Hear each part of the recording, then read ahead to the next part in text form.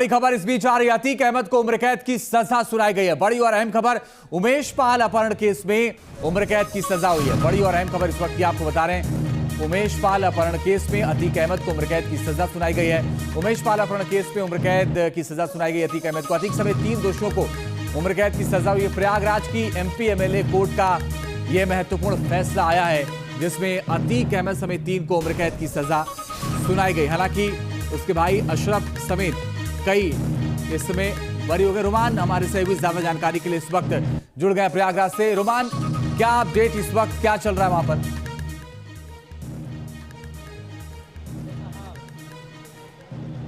देखिए, बिल्कुल अतीक अहमद को सजा सुनाई गई है, उम्र कैद की सजा हुई है।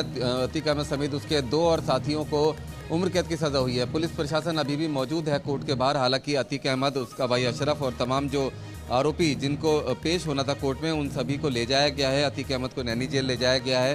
सीधे तौर पर अतीक अहमद का जो खौफ का साम्राज्य था वो एक तरह से ढहता हुआ नजर आया आज, क्योंकि जो लोग अतीक अहमद का नाम तक लेने से बचते थे, अतीक अहमद मुर्दाबाद के यहाँ पे नारे लगे, जूतों की माला लेकर आए। और सबसे बड़ी बात यह कि अतीक अहमद तो एमपी एमएलए कोर्ट के अंदर ही, कोर्ट रूम से बाहर वकीलों ने उनके साथ धक्का मुक्की करने की भी कोशिश की, क्योंकि उमेश पाल भी अपने एक वकील थे और उनकी हत्या के बाद से खासा रोष है वकीलों के अंदर। जो आम शख्स यहाँ पर लोग भी आए हुए थे, वो भी अतीक अहमद को उम्र कैद की सज़ा का समर्थन कर रहे थे।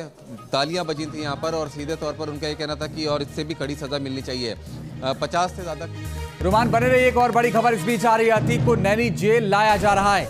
इस वक्त कोर्ट से अतीक को नैनी जेल लेकर के आया जा रहा है। अतीक को साबरमती जेल ले जाया जाएगा।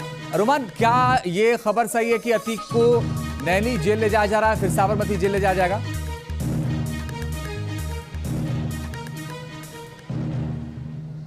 देखिए, बिल्कुल अतीक अहमद प्रोडक्शन वारंट पर साबरमती जेल से आया था प्रयागराज, और production warrant court to jail होता है। मतलब साबरमती जेल से नैनी जेल का उसका जो प्रोडक्शन वारंट था आज कोर्ट में पेश हो गया, दोषी करार हो गया, सज़ा का ऐलान हो गया। उसके बाद फिर चूंकि अतीक अहमद की जो तमाम कागजी कार्रवाई है वो सब साबरमती जेल के अंदर ही है। साबरमती जेल से जो उत्तर प्रदेश पुलिस है वो प्रोडक्शन वारंट पर अतीक अहमद को लेकर आई थी।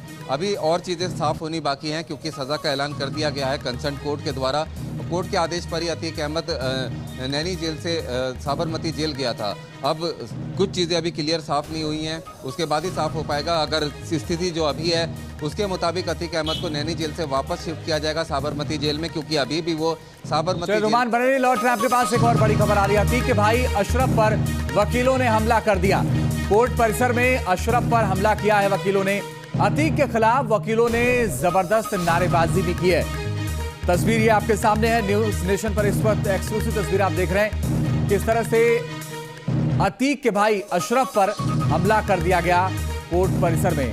रुमान हमारे सहयोगी इस वक्त ज्यादा जानकारी के लिए लगातार बने हुए हैं। रुमान, ये बात तो साफ है कि प्रयागराज में जो दोनों भाइयों ने मिलकर तबाही मचाई थी, उसका नतीजा यह है कि वो नाराजगी अब देखी जा रही है।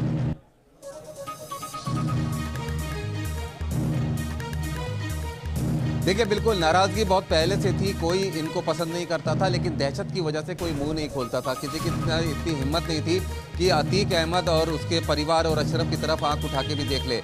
लेकिन अतीक अहमद को ख़त्म करने से ज़्यादा मुश्किल काम था अतीक अहमद का डर, खौफ का जो साम्राज्य उसने खड़ा किया था उसको ख़त्म करना।